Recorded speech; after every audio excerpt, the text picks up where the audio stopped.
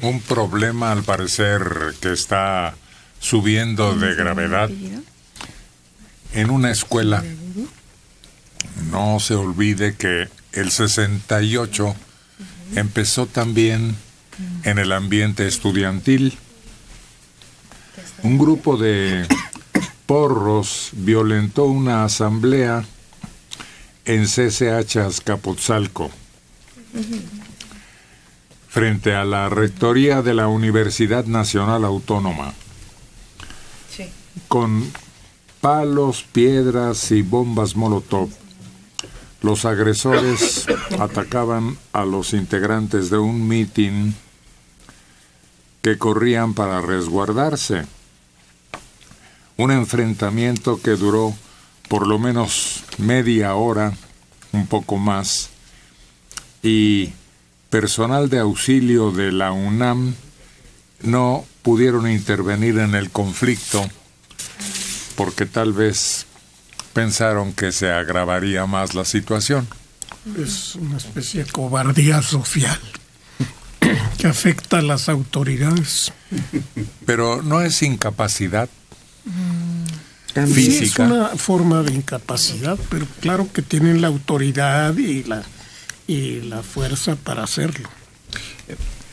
La protesta es por problemas suscitados en días anteriores en Azcapotzalco. Además piden mayor seguridad y espacios culturales dentro de las instalaciones. Aunado a esta marcha, familiares de una alumna que desapareció el 20 de agosto cuando se dirigía a su casa. La joven fue hallada calcinada en el Estado de México. La alumna, 18 años de edad, salió el 20 de agosto de su casa en La Paz. Se dirigía a CCH Oriente y fue secuestrada. Incluso a la familia se le solicitó un pago de 5 millones de pesos. Un día después su cuerpo fue localizado en las inmediaciones de un municipio mexiquense. A causa del daño del cuerpo, no fue identificada de inmediato. Y tiene otro capítulo muy interesante este hecho porque el gobierno de la ciudad ya tiene una investigación por 14 lesionados, 4 heridos con arma punzocortante a raíz del enfrentamiento con piedras, botellas, tubos, petardos y bombas Molotov. Son integrantes de grupos porriles de un lado y estudiantes del otro de CCH Azcapotzalco frente a la torre de rectoría en la universidad. De acuerdo con la investigación, un hombre de 19 años fue herido con arma punzocortante en un glúteo, mientras que otra de 21 tiene lesiones en el oído izquierdo y en la zona renal derecha. Ambos fueron trasladados a hospitales a bordo de ambulancias de la UNAM. Las otras 2 víctimas, entre ellas una mujer, fueron llevadas a la Dirección de Atención de Salud de la UNAM, donde recibieron los primeros auxilios y se retiraron. El joven sigue bajo supervisión médica. Según los estudiantes, 3 de los 4 compañeros lesionados están delicados de salud. Los alumnos de CCH Azcapotzalco, que iniciaron un paro el pasado 21 de agosto, habían terminado con su pliego petitorio, donde demandaban, entre otras cosas, desarticular a estos grupos porriles que operan en el plantel y lo que señalamos al principio. desgraciadamente los grupos de porros tienen años funcionando con la indiferencia de las autoridades de la universidad y se han convertido como los que se refugian ahí en el auditorio en algo que las autoridades no tocan. Y los estudiantes, muchos lo sufren, pero otros también son indiferentes y no exigen a las autoridades que sean eliminados estos grupos. Pero han existido siempre y son útiles. Algunas políticas los emplean como grupos de choque en cuanto no se obedecen a sus peticiones. Sí, lamentablemente porro es sinónimo de mercenario al servicio del director o las autoridades de cada institución. Y raras veces subsisten por sí mismos sin ningún apoyo. Se pueden eliminar en el momento en que se tome la decisión. Adiós, porros. Porque no va a haber quien los defienda, pues. Porque ni siquiera son estudiantes ya de la UNAM. Pues hay varios intereses revueltos. ¿Te acuerdas, Maneli, que alguien nos confesó que en un momento determinado un grupo de estudiantes, de los buenos, de los nobles, de los que realmente aman su escuela y están decididos a hacer una limpia de todo esto que tiene años,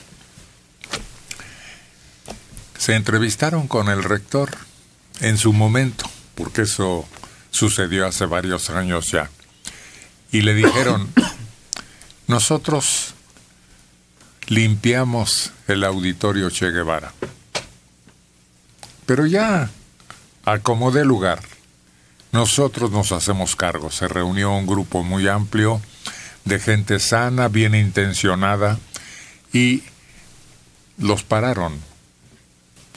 ¿Por qué? Porque hay que pensar muy sensatamente el problema hacia dónde va a derivar una vez que se convierta en incontrolable. Claro, porque dice Mario que nadie los va a defender. Ojalá, pero no si los defienden. En el momento en que le dan un golpe a uno, se vuelve mártir. Sí. Aunque sea un hombre de 40 años y tenga a sus hijos ahí jugando en el patio, se vuelve una víctima del sistema. Aquí el problema es que no tuvieron a quién acudir estos chavos. No hay autoridades, no hay delegaciones, no hay direcciones, parece que no hay, que está la UNAM en un vacío y todo se arregla en la plaza pública. ¿Qué piensan ustedes que podemos hacer para que esto no crezca? En el sentido de, decías al inicio, Héctor, hay que recordar que el movimiento del 68 empezó por algo, con peticiones sencillas. El día de ayer no solamente estaban los del CCH Azcapotzalco y los porros, fueron de varias preparatorias en apoyo, fueron porque querían estar presentes en el momento de la asamblea, fueron por varias razones y varios de ellos fueron víctimas. Uno de los muchachos que sufrió una herida con arma punzocortante era de Prepa 6, ni siquiera era del CCH Azcapotzalco. Nos preguntan de repente los papás, los abuelitos, ¿qué le digo a mi nieto que tiene tantas ganas de ir y de apoyar y de estar presente en esto? ¿Qué les podemos decir? Porque hay quienes toman la postura de ni siquiera te pares por la escuela, olvídalo hasta que se calmen las aguas. Hay otros que dicen, bueno, ve, revisa cómo está la situación y cualquier cosa te regresas a casa. Pero hay niños que dicen, yo voy a ir y van a la marcha y nos tienen a todos en vilo. La universidad suspendió actividades un año. Sí. ¿Cómo? Un año entero, sí, en donde muchos de los que tenían la intención abandonaron los estudios. Sí, hasta que se tomó la decisión.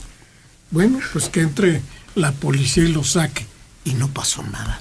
Nada. Y no hubo quien defendiera la postura ni nada. Y lo mismo sucedió, si tú lo recuerdas, Mario, en 1971, cuando Castro Bustos y Mario Falcón tomaron rectoría.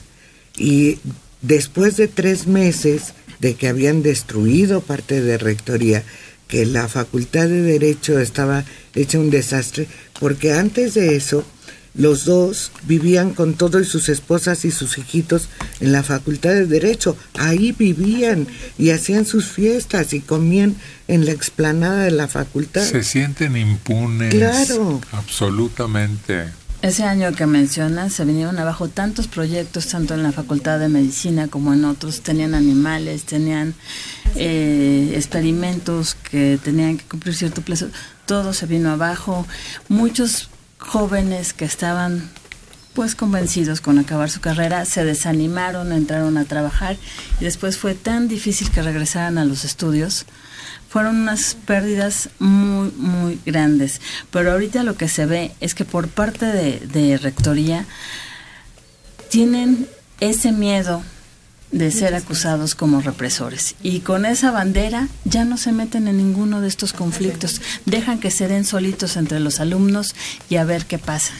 Hay otro obstáculo que parece insalvable. Legalmente, ¿en qué situación está la universidad? Bueno, es la llamada autonomía, que únicamente debe ser en el aspecto académico. Pero se ha derivado a todo tipo de actividades. Extraterritorialidad. Exacto.